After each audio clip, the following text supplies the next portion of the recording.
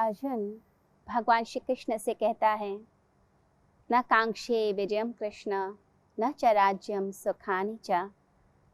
भगवान से बोलता है कि प्रभु, ना तो मुझे विजय की इच्छा है न मुझे राज्य की इच्छा है। ये जो बात वह भगवान से बोल रहा है, ये इसकी मानसिकता को व्यक्त कर रहा है कि इसके मन में इस समय क्या चीज़ आ रही है। जब व्यक्ति ये कहता है कि मुझे तो कुछ नहीं चाहिए, मुझे तो मन की शांति चाहिए, इसका मतलब है कि मन में बहुत सारी उथल पुथल चल रही है, बहुत मन अशांत चल रहा है। इसके कारण चीज़ें जो हैं वो सुख भी नहीं दे रही हैं, चीज़ों में सुख नहीं मिल रहा है। व्यक्ति कहता है कि मन की शांति ज़्यादा इम्पॉर्टेंट है, ये कलह मुझे नहीं चाहिए, ये झगड़ा मुझे नहीं चाहिए, ये फसाद मुझे नहीं चाहिए, मुझे तो बस प्यार से शांति से जीवन को जीना है। तो अर्जुन, जिसने ज़िंदगी भर युद्ध लड़े, ज़िंदगी भर वह युद्ध क्षेत्र में रहा है, उसकी आकांक्षा हमेशा ही विजय प्राप्त करने की थी। ऐसा नहीं था कि उसके लिए विजय का कोई महत्व ही नहीं था, बहुत ज़्यादा महत्व था विजय का, क्योंकि विजय के लिए ही योद्धा जो है वो युद्ध करता है। तो जो व्यक्ति विजय के लिए ही जिया हो, राज्य जीतने के लिए जिया हो, धन वैभव ऐश्वर्य में जिसकी ज़िंदगी बीतती हो, अगर वो व्यक्ति ऐसी बातें करता है तो थोड़ा सा अचरज होता है। कोई व्यक्ति एक लग्जरी में जी रहा है, बहुत सक्सेसफुल है, और वो जब ये कहने लगता है नहीं मुझे कुछ नहीं चाहिए, मुझे कोई भी चीज़ मेरे पास नहीं रहे, मैं सब चीज़ों से दूर हो जाना चाहता हूँ, तो इसका मतलब यह है कि इस समय फ्रस्ट्रेशन हो रही है, कोई चीज़ उसे बहुत ज़्यादा निराश कर रही है, इस कारण वो अपनी सब चीज़ों से दूर चले जाना चाहता है। तो यहाँ अर्जुन की मनोदशा भी यही है कि वो बहुत ज़्यादा फ्रस्ट्रेटेड है, बहुत ज़्यादा परेशान है। इसके कारण भगवान के सामने ये बातें करता है कि मुझे कुछ भी नहीं चाहिए। देखिए, जब भी कोई व्यक्ति भौतिकता से, यानी कि जो दुनिया भर की चीज़ें हैं, दुनिया भर के ऐश्वर्य हैं, जब उन सब चीज़ों को समझने लग जाता है, उसकी निरर्थकता को समझने लगता है, व्यर्थता को समझने लगता है, ये समझ आने लगता है इन सब चीज़ों का कोई भी उपयोग नहीं है, एक लिमिट तक ही ये सुख दे सकती हैं, इसके आगे ये सुख नहीं दे सकती हैं। जब व्यक्ति को ये समझ आने लग जाता है और उसे समझ आता है कि इन चीज़ों से ज़्यादा इम्पॉर्टेंट होता है घर में शांति रहे, घर में प्यार रहे, मेरे रिश्तों में अपनापन रहे, तो जब रिश्तों को ज़्यादा इम्पोर्टेंस देने लग जाए, प्यार को ज़्यादा अहमियत देने लगे, शांति को ज़्यादा अहमियत देने लग जाता है, तो इसका मतलब यह है वह व्यक्ति अब भौतिकता से ऊपर आध्यात्मिकता के जगत में प्रवेश कर रहा है। यानी अब दुनियादारी की जो चीज़ें हैं उसके लिए अब उसकी इम्पोर्टेंस नहीं रहती है, अब उसके लिए उससे जो उच्च चीज़ें हैं, उससे जो हायर चीज़ें हैं, उन चीज़ों की ज़्यादा इम्पोर्टेंस हो जाती है। देखिए, बच्चे जो हैं वो खेल खिलौनों में कितने खुश रहते हैं। बच्चों को आप टॉयज़ दे दीजिए, खेल खिलौने दे दीजिए, वो उसी में ही खुश रहते हैं, उन्हीं चीज़ों में खुश रहते हैं। उन्हें बाकी आसपास क्या हो रहा है इसकी परवाह नहीं रहती है, तो उसी में ही वे मग्न रहेंगे, पूरा दिन बिता देंगे। माता पिता को खींचना पड़ता है कि अब इस खेल से वापस आ जाओ, तुम कहाँ इन टॉयज़ में मग्न हुए हुए हो, सपनों की परियों की कहानियों में खोए हुए हो, ये वास्तविकता नहीं है। तो जो लोग बहुत ज़्यादा दुनियादारी में, दुनिया की रंगीनियों में मस्त होते हैं, दुनिया की चीज़ें उन्हें बड़ी लुभावनी लगती हैं, अच्छे अच्छे कपड़े पहनना, बड़े बड़े होटलों में जाना, थोड़ा शो ऑफ करना, बड़ी गाड़ी ले लेना, बड़ा बंगला ले लेना, ये सब चीज़ें जो दिखा रहे हैं, देखिए प्राप्त करना कोई बुरी बात नहीं है, लेकिन उसमें इतना ज़्यादा हम लिप्त हो जाएं कि बस उसी में ही हम रस लें और ज़िंदगी की सत्यता को अगर हम नहीं देखते हैं तो यहाँ पर गड़बड़ है। जो व्यक्ति इन खेल खिलौनों में ही मस्त हो जाता है, इन्हीं में ही जो है अपनी ज़िंदगी को लगाता है, इसका मतलब है वो आध्यात्मिक जगत के बारे में अभी कुछ जानता ही नहीं है, उसे अभी आत्मा के बारे में पता नहीं है, उसे अपने अंदर की वह जो प्यास है शांति, प्रेम और आनंद की, उसकी तरफ अभी उसकी दृष्टि उठी ही नहीं है। जिसकी दृष्टि जो है संसार में टिकी पड़ी है, वो कैसे वो व्यक्ति ऊपर आकाश की तरफ देखेगा, अध्यात्म के जगत की तरफ देखेगा।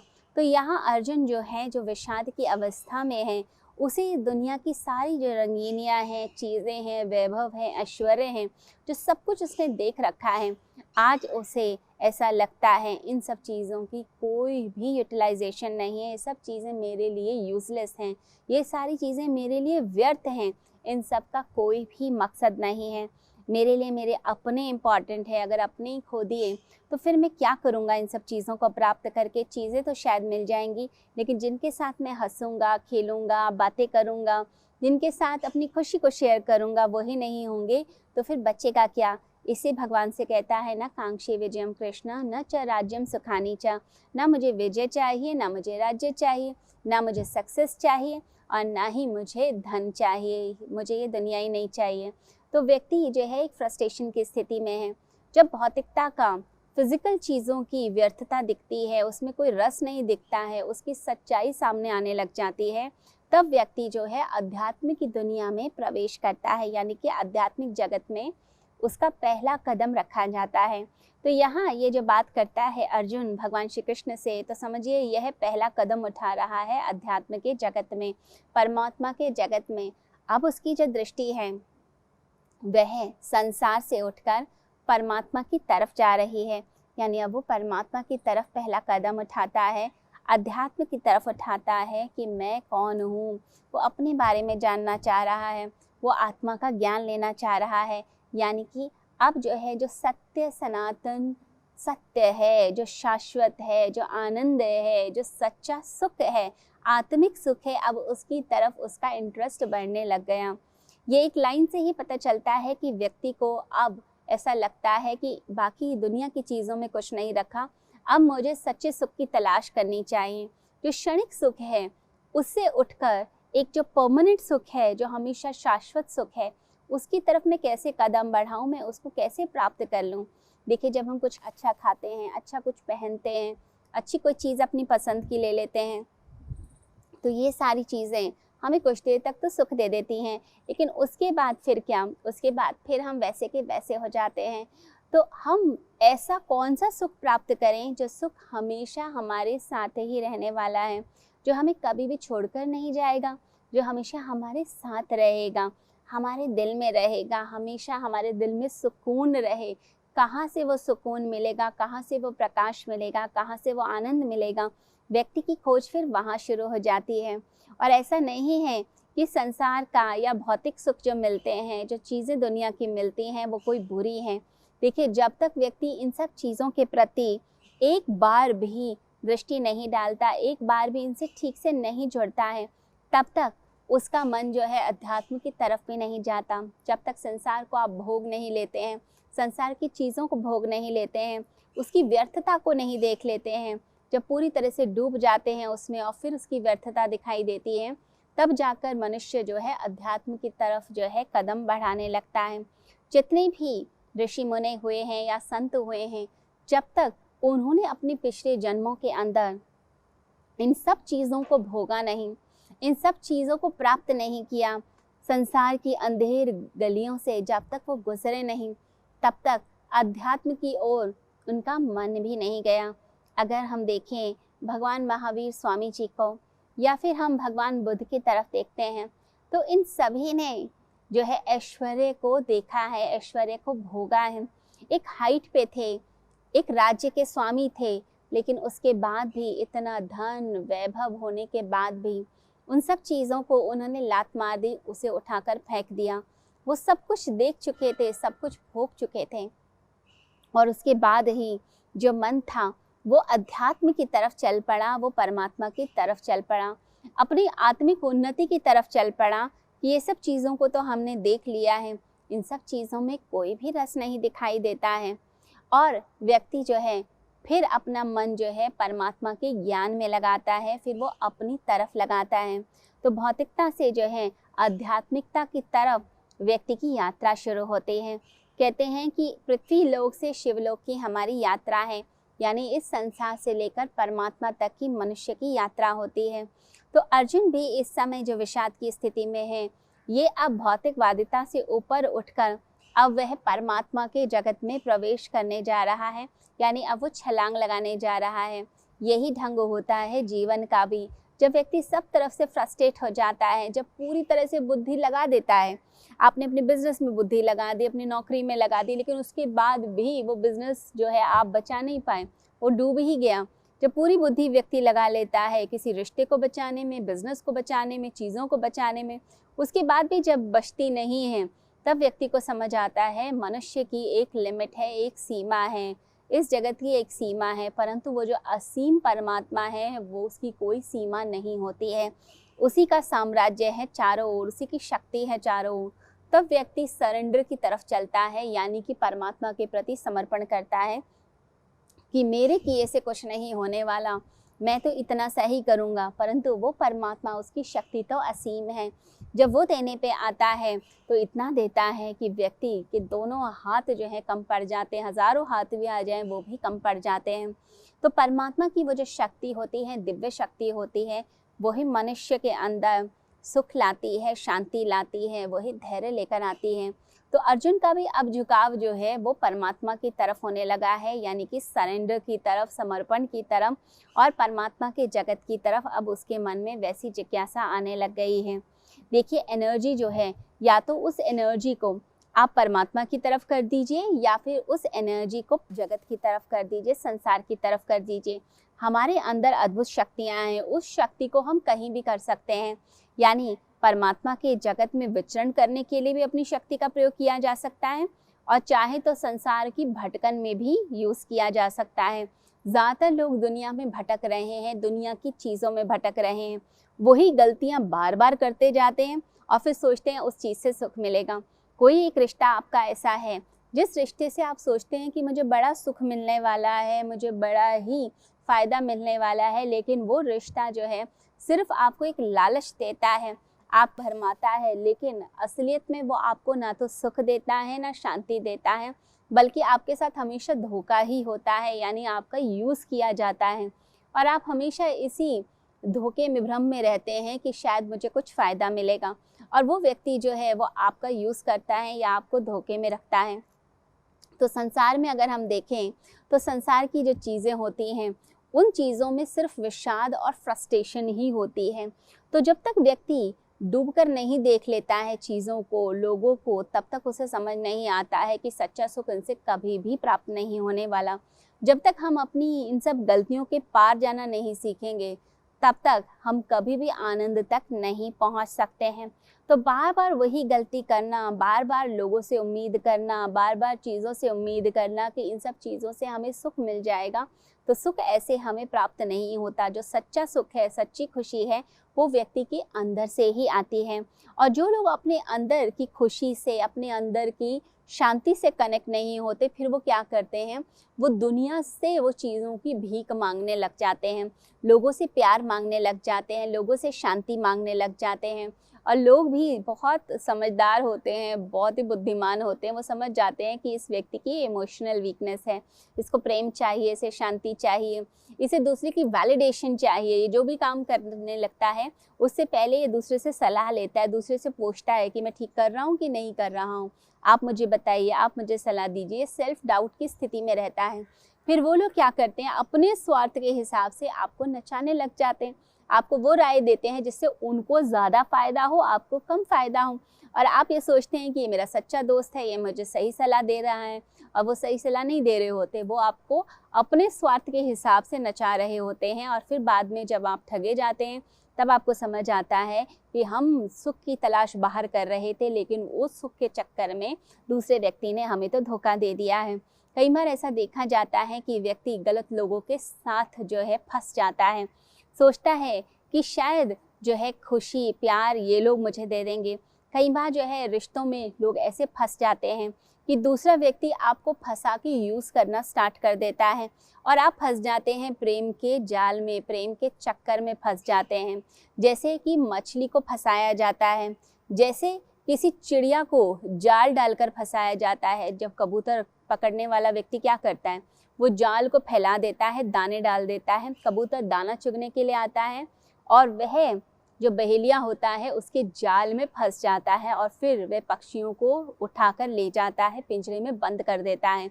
बिल्कुल ऐसे ही लोग जो हैं आपको प्यार देने का नाटक करेंगे कि वो आपसे प्रेम करते हैं, आपके साथ एक अच्छा संबंध बनाना चाहते हैं, आपसे दोस्ती करना चाहते हैं, और आप उस फ्रेंडशिप में या उस गलत रिलेशनशिप में फंस जाते हैं।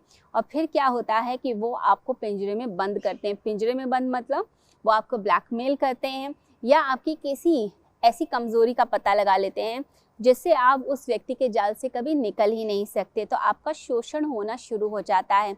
तो व्यक्ति जब दुनिया में चीज़ों को, सुख को ढूंढ रहा होता है, भौतिकता में सुख को ढूंढ रहा होता है, तो उसे सिर्फ विषाद ही, फ्रस्ट्रेशन ही उपलब्ध होती है।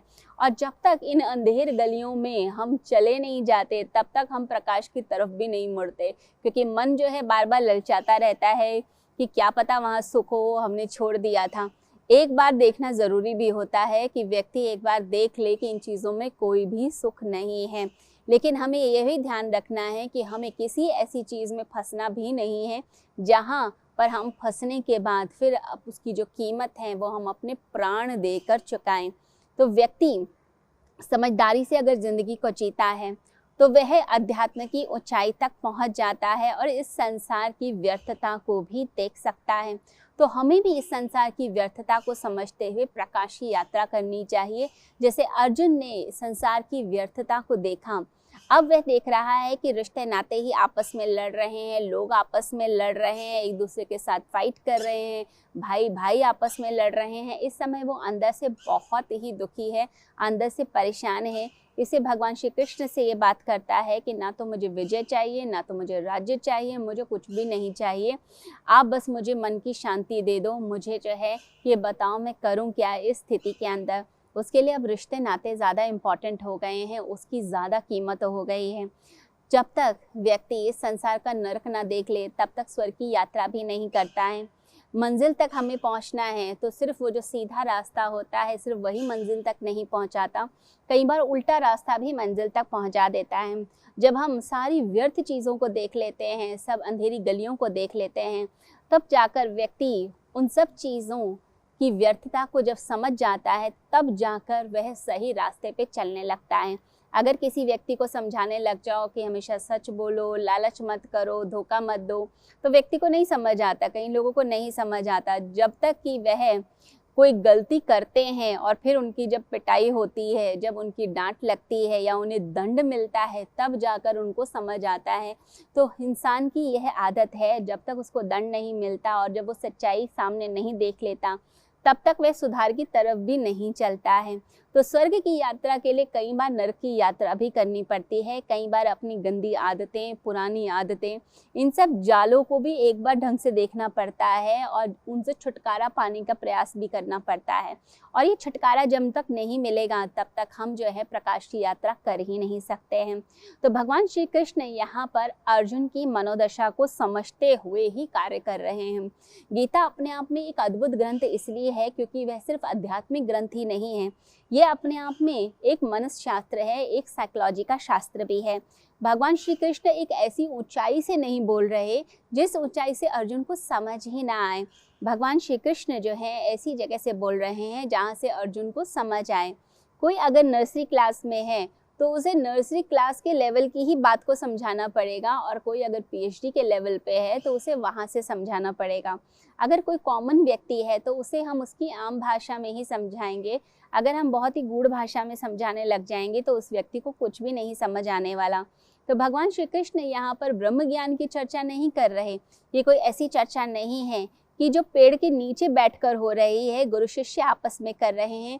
ये एक ऐसी चर्चा है जो चर्चा रण क्षेत्र के अंदर हो रही है। ये भी अपने आप में बड़ी ही अद्भुत बात है। और अर्जुन भी अपने आप में कितना प्रतिभाशाली है कि ऐसी स्थिति में तो हर व्यक्ति के हाथ पैर कांप जाए, डर जाए व्यक्ति, और ऐसी स्थिति में प्रश्न उठाता है। ये अपने आप में बहुत ही अद्भुत है, यानी कि वो कितना ज़्यादा प्रज्ञावान है, कितना साहस है उसके अंदर, तभी तो वो इस तरीके प्रश्न उठाता है। यदि प्रतिभा ना हो, टैलेंट ना हो, यदि व्यक्ति के अंदर साहस ना हो, तो रण क्षेत्र में तो व्यक्ति के हाथ पैर कप जाएंगे, उसे कुछ समझ ही नहीं आएगा। जो व्यक्ति जैसा बोल देगा वैसी करने लग जाएगा, क्योंकि समझ उस समय बंद होती है। तो संकट की स्थिति में भी कोई व्यक्ति अगर सोच समझ के बात कर रहा है, पूछ रहा है, सवाल कर रहा है और ऐसे प्रश्न कर रहा है जो बड़े ही गूढ़ हैं, तो इसका मतलब है उसके अंदर प्रतिभा है। तो अर्जुन जैसा जब शिष्य मिलता है और श्री कृष्ण जैसे गुरु मिलते हैं, तभी गीता का जन्म होता है।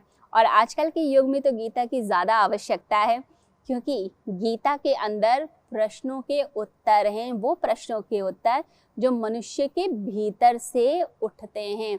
हम अपनी समस्याओं का समाधान चाहते हैं, हम सिर्फ आत्मा और परमात्मा का ज्ञान नहीं चाहते हैं। हम चाहते हैं कोई व्यक्ति हमें बताए कि इस सिचुएशन में मुझे करना क्या है। वह जानना चाहता है, अपनी लाइफ की प्रॉब्लम्स का सल्यूशन चाहता है। तो संसार का कोई भी ऐसा आध्यात्मिक ग्रंथ नहीं है जो आपकी समस्याओं का हल बता सके। किसी भी शास्त्र को आप देख लीजिए, वहाँ पर जो है स्टेटमेंट्स हैं, वक्तव्य हैं, बातें बताई हुई हैं कि परमात्मा ने ये कह दिया, बस इतनी बातें हैं। लेकिन उसके अंदर ये नहीं है कि किस तरह से मन को कंट्रोल किया जाए, मन की क्या समस्याएं चलती हैं, किस तरीके से हम अपने मन के द्वंद्व के पार जा सकते हैं। तो मनुष्य की जो साइकोलॉजी है, जो जीवन की रोज़मर्रा की प्रॉब्लम्स हैं, उसके लिए हम कहाँ जाएंगे, किसकी शरण लेंगे। देखिए, बहुत ही भाग्यवान होते हैं वह लोग जिन्हें गुरु मिल जाते हैं। गुरु के पास आप जाकर, जो जीवंत गुरु हैं, जीवित गुरु हैं, उनके पास आप जाकर प्रश्न कर सकते हैं, वो उत्तर दे सकते हैं आपको, आपकी समस्या का हल हो सकता है। लेकिन अगर कोई व्यक्ति अपने घर में है और परेशान हो रहा है, तब वह क्या करे? तो उसके लिए ज़रूरी होता है कि वो गीता का पठन पाठन करें। गीता जब कोई व्यक्ति खोल कर देखेगा तो उसे समझ आने लग जाता है कि मुझे अभी क्या करना है। कई बार तो ऐसा भी होता है साधकों के साथ कि कोई प्रश्न मन में उठा, और जो लोग रोज़ गीता की पाठ करते हैं या गीता का अध्ययन करते हैं, अचानक से जब वो पुस्तक कोई खोलते हैं तो पहले पन्ने पर ही उन्हें उत्तर मिल जाता है कि उन्हें करना क्या है। कोई व्यक्ति बहुत कन्फ्यूजन में रहता है, बहुत डाउट के अंदर रहता है, सेल्फ डाउट उसके अंदर बहुत ज़्यादा आता है, बहुत ज़्यादा संशय कर रहा है, बहुत ज़्यादा शक कर रहा है, तो वो चाहता है कि समाधान मिले। तो क्या समाधान गीता देती है? तो कई बार ऐसा लगता है गीता का वो जो पृष्ठ है, पन्ना है, वो खुलता है और उस पन्ने पे लिखा होता है संशयात्मा विनश्यति। जो संशय करेगा, जो डाउट करेगा, उसका नाश हो जाएगा। श्रद्धावान जो है वो विजयी हो जाता है। तो व्यक्ति फिर उन सब सूत्रों को पढ़ के, उन सब स्टेटमेंट्स को पढ़ के, वो जो सोल्यूशन बताए हैं भगवान श्री कृष्ण ने, फिर उसके बाद वो अपनी ज़िंदगी को जब चेंज करता है, वह संशय करना जब छोड़ देता है, तो उसका मतलब है कि भगवान ने उसे उस समय आशीर्वाद दिया है, उसे बताया है कि तुम्हें करना क्या है, तुम क्या कर रहे थे, अब तुम क्या करोगे। तुम डाउट कर रहे थे, अब तुम्हें डाउट नहीं करना। और यदि हम इसे बांध लें अपनी ज़िंदगी के अंदर कि अब हम संशय नहीं करेंगे, हम शक नहीं करेंगे, हम बिना बात के अपने आप को परेशान नहीं करेंगे। कुछ लोग बार बार एक ही सवाल करते हैं कि ये ठीक है ना, ये मुझे करना चाहिए नहीं करना चाहिए, मैं ठीक कर रहा हूँ ना, पता नहीं मैं ठीक करता हूँ कि नहीं करता हूँ, पिछली बार किया था तो गड़बड़ हो गया था। जो इतने ज़्यादा डाउट में रहते हैं वो कभी भी सक्सेसफुल नहीं हो पाते। आधुनिक युग के अंदर अगर देखा जाए तो गीता एक अमृत की तरह है, एक ऐसा अमृत जिसका पान कोई व्यक्ति अगर कर लेता है तो उसकी बहुत सारी समस्याओं का समाधान मिल जाता है। तो एक नया मन मिलता है गीता के द्वारा। कोई व्यक्ति अपने बीमार मन को चाहता है कि वो स्वस्थ हो जाए, एक स्ट्रॉन्ग माइंड उसको मिल जाए, तो उसे गीता ज़रूर पढ़नी चाहिए। क्योंकि समस्त शास्त्रों में सिर्फ एक ही ऐसा ग्रंथ है गीता, जो एक साइकोलॉजी मनुष्य की क्या होती है और कैसे वो आध्यात्मिक जगत में प्रवेश करे, यह बताता है। तो यहाँ अर्जुन की जो साइकोलॉजी चल रही है, वो साइकोलॉजी यह है कि ना तो मुझे राज्य चाहिए, ना मुझे विजय चाहिए, मुझे तो शांति चाहिए, मुझे तो प्रेम चाहिए। जब ऐसी बातें उसके मन में उठती हैं, यानी अब वो आध्यात्मिकता की ओर कदम बढ़ा रहा है। आध्यात्मिकता यानी कि सभी प्रॉब्लम्स का समाधान। समाधि का मतलब भी यही होता है कि सब प्रॉब्लम्स का जहाँ समाधान है, जहाँ कोई प्रश्न नहीं है, जहाँ सिर्फ और सिर्फ समाधान ही समाधान है। अगर देखा जाए तो समस्याएं हमेशा मानसिक ही होती हैं, आध्यात्मिक कोई समस्या नहीं होती। अध्यात्म तो अपने आप में एक प्रकाश की तरह होता है, जिस प्रकाश में हम जो है अपने आप को भी जगमगा सकते हैं, हम अपने आप को पहचान सकते हैं।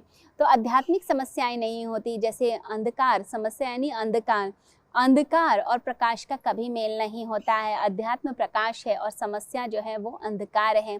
तो हमेशा प्रॉब्लम्स जो होती हैं वो मानसिक होती हैं। तो गुरु भी जो होती हैं वो मानसिक प्रॉब्लम्स को ठीक करते हैं। तो कोई व्यक्ति जब अपने शरीर के, अपने मन के, बुद्धि के तल के पार जाने लग जाता है तो उसका अध्यात्म में प्रवेश होता है।